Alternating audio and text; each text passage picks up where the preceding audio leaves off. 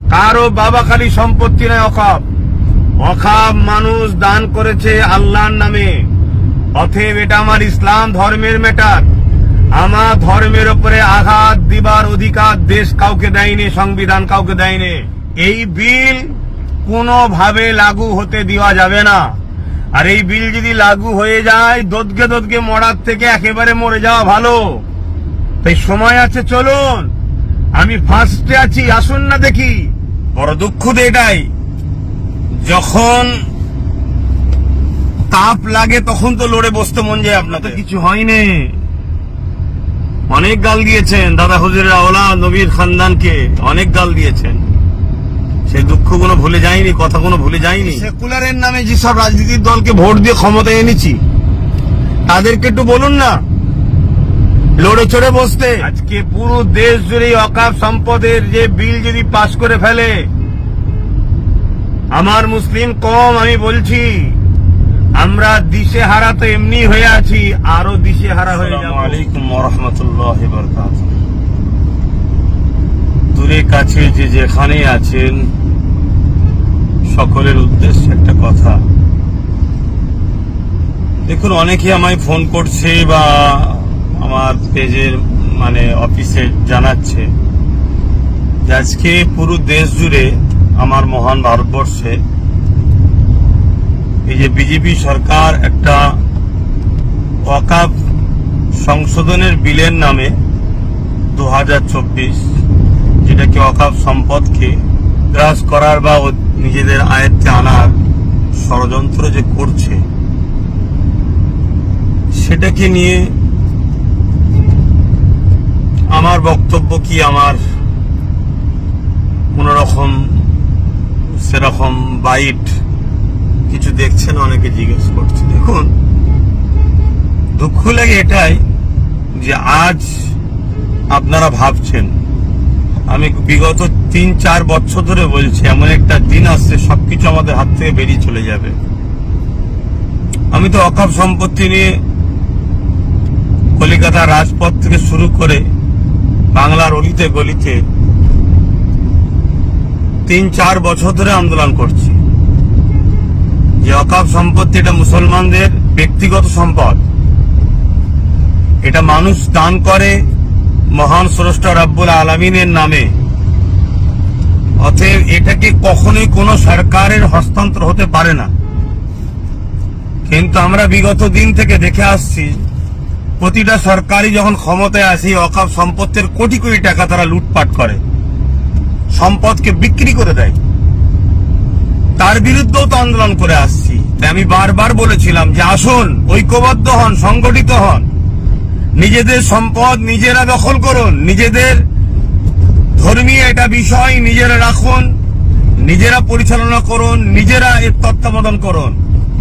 কিন্তু অনেকে তো আমাকে গালিগালাজ করেছিলেন, অনেক সমালোচনা করেছিলেন, অনেক কিছু বলেছিলেন। হ্যাঁ, আজকে আমার বাইট দেখতে পাচ্ছেন না, কিন্তু লক্ষ লক্ষ মানুষের কাছে আমার সংগঠনের মাধ্যম দিয়ে তাদেরকে এই যে আজকে 2024 ওয়াকফ সংশোধনীয় বিলের নামে বিজেপি সরকার যে সংবিধান বিরোধী যে বিল পাস করার জন্য ঘৃণা চক্রান্ত করছে, তার বিরুদ্ধে ফুরফুরা আহলে সুন্নাত ওয়াল জামাতের লক্ষ লক্ষ যুবকরা, বাপেরা মায়েদের দ্বারা আমরা বাড়ি বাড়ি গিয়ে আমাদের সংগঠনের মাধ্যম দিয়ে ওই স্ক্যান করে, যেটা মুসলিম পার্সোনাল ল বোর্ড চেয়েছে, পাটাবাদ যে ব্যবস্থা করতে বলেছে, সে কাজ অলরেডি আমাদের চলছে। বড় দুঃখ তো এটাই, যখন তাপ লাগে তখন তো লড়ে বসতে মন যায় আপনাদের। ফোন করে অনেকে সমালোচনা করছেন। হ্যাঁ, দেখুন, 3 বছর কম বেশি আগে থেকে আমি বলে আসছি, যেমন একটা দিন আসছে দিশে হারা হয়ে যাবেন, চোখের পানি নয় খুন বেরোবে। এখনো তো কিছু হয়নি। অনেক গাল দিয়েছেন দাদা হুজুরের আওলাদ নবীর খানদানকে, অনেক গাল দিয়েছেন। সেই দুঃখগুলো ভুলে যায়নি, কথাগুলো ভুলে যায়নি। তথাপিও বলবো, আসুন, যা প্রতিটা মাযহাব, দল, মত সবকিছু ভুলে গিয়ে এই বিজেপি যে চক্রান্ত, আর বিজেপি শুধু আজকে নতুন নয়, কখন কৃষকের বিরুদ্ধে সংবিধান বিরোধী বিল পাস করেছে, কখনো দেশের মানুষের বিরুদ্ধে। এই বিজেপি নামক যে দল আজকে পুরো দেশটাকে শেষ করছে, এর বিরুদ্ধে সবাই সংগঠিত হন। এবং আমরা যে সেকুলারের নামে যেসব রাজনীতির দলকে ভোট দিয়ে ক্ষমতায় এনেছি, তাদেরকে একটু বলুন না লড়ে চড়ে বসতে। এখনো সময় আছে। কৃষক বন্ধুরা আন্দোলন করা শিখিয়েছে আমাদেরকে। উঠুন, জাগুন, লড়াইয়ের জন্য সংগঠিত হন। কারো বাবা খালি সম্পত্তি নয় অকাপ। অকাপ মানুষ দান করেছে আল্লাহর নামে। অতএব এটা আমার ইসলাম ধর্মের ম্যাটার। আমার ধর্মের উপরে আঘাত দিবার অধিকার দেশ কাউকে দেয়নি, সংবিধান কাউকে দেয়নি।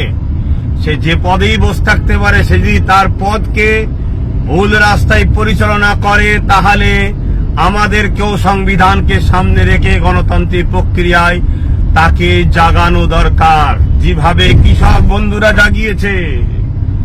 তাই সংগঠিত হন, আসুন, এগিয়ে চলুন।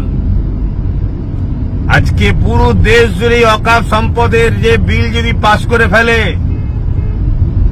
আমার মুসলিম কম আমি বলছি, আমরা দিশেহারা তো এমনি হয়ে আছি, আরো দিশেহারা হয়ে যাব, কোনো অস্তিত্ব থাকবে না। আমি বলেছিলাম মসজিদে যাবেন, AK-47 লে দাঁড়িয়ে থাকবে, লাঠিলে দাঁড়িয়ে থাকবে। সেটা করতে চাইছে মসজিদ কমিটি, মাদ্রাসা কমিটি, বিভিন্ন কমিটিতে, কবরস্থান কমিটি, সব কমিটির মধ্যে সরকার তার আমলাকে নিযুক্ত করবে, সম্পদকে হস্তক্ষেপ করবে, তাদের আইনকে প্রয়োগ করাবে, আপনার ধর্মীয় স্বাধীনতা শেষ হয়ে যাবে। এই যে অত্যাচার, এতে মুসলিম অস্তিত্ব তথা ইসলামকে মিটাবার একটা ঘৃণার চক্রান্ত বিজেপি সরকার নিচ্ছে। এই বিল কোনোভাবে লাগু হতে দেওয়া যাবে না। আর এই বিল যদি লাগু হয়ে যায়, দোদগে দোদগে মরার থেকে একেবারে মরে যাওয়া ভালো। তাই সময় আছে, চলুন। আমি ফার্স্টে আছি, আসুন না দেখি। যারা পালালি খেয়ে খায়, যারা পা চেটে বেড়ায়, যারা ভিক্ষা খায়, সামান্য ভিক্ষায় যখন ইসলাম বিদ্বেষী কোনো কথা হয়, তাদের মুখে কথা পাওয়া যায় না। সেই মুসলমানদের নিয়ে আর অকাবের লড়াই কি হবে? তারা আজকে ফোন করে বলছে আপনার ভূমিকা কি? আজকে নিজেরা সংগঠিত নয়, নিজেদের কোনো পাওয়ার নাই, নিজেদের কোনো জায়গা নাই। আরো একটা কথা, হিন্দু আর হিন্দুত্ব দুটোকে কিন্তু একভাবে মিশিয়ে দেবেন না। আমার ক্ষুদ্র জ্ঞানে হিন্দু শান্তি, ভ্রাতৃত্ব, ঐক্যের কথা বলে। হাজার হাজার বছর ধরে এদেশে মুসলিম হিন্দুর ভ্রাতৃত্ব ইতিহাসে আসছে। কিন্তু আজকে হিন্দুত্ব, হিন্দুর সাইনবোর্ড দিয়ে হিন্দুত্বের যে আজকে ষড়যন্ত্র, দেশকে ধ্বংস করার যে ষড়যন্ত্র, সংবিধানকে মিটিয়ে দিবার যে ষড়যন্ত্র, সেই দিকে দেশকে নিয়ে যাচ্ছে।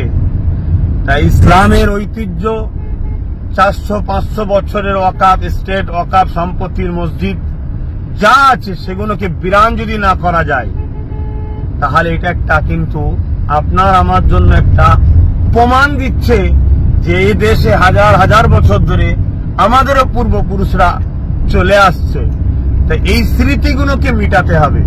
মিটানোর জন্যই আজকে এই ওয়াকাফ সংসদীয় বিলের নামে ওয়াকাফ সম্পদকে হস্তক্ষেপ করার, নিজেদের দখলে নিবার একটা ষড়যন্ত্র বিজেপি গভর্নমেন্ট করতে চাইছে।